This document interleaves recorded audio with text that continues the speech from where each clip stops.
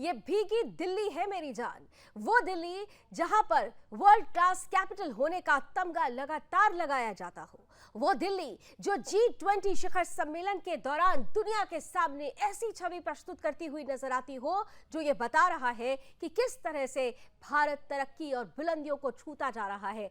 वो दिल्ली जो राष्ट्रीय राजधानी है, जो बार बार ये कहती है कि दिल्ली दिल वालों की है, लेकिन यही दिल्ली दरिया बन रही है और दरिया दिली दिखाने वाले इसी दरिया में डूबकर मर रहे हैं। जी हाँ, चंद घंटों की बारिश और उसके बाद वर्ल्ड क्लास कैपिटल दिल्ली दरिया में बदल जाती है।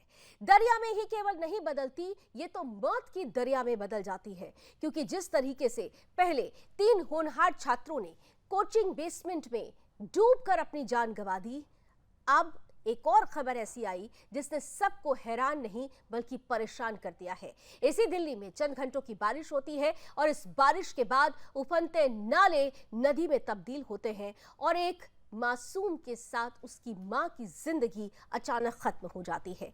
देर रात बारिश यहां पर राहत नहीं आफत लेकर आई। बारिश होती है, 100 मिलीमीटर बारिश ये कहा जा रहा है दर्ज की गई। ऐसी बारिश जिसे यह कहा जा सकता है कि मानो जैसे बादल फटाया हो। लेकिन राष्ट्रीय राजधानी है ये, वो राष्ट्रीय राजधानी जहां पर कहा जाता है कि तैयारियां वर्ल्ड क्लास होती है। उसी राष्ट्रीय राजधानी में एक नाले में 22 साल की तनुजा और उसके 3 साल की प्रियांश की डूबकर मौत हो जाती है और फिर डूब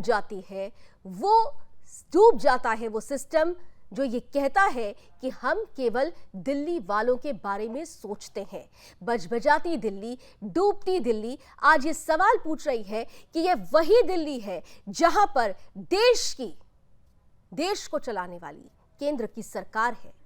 ये वही दिल्ली है जहां पर वैकल्पिक राजनीति का दम भरने वाली, कोर ईमानदारी से काम करने वाली, कट्टर ईमानदार की छवि वाली दिल्ली सरकार, आम आदमी पार्टी की दिल्ली सरकार है।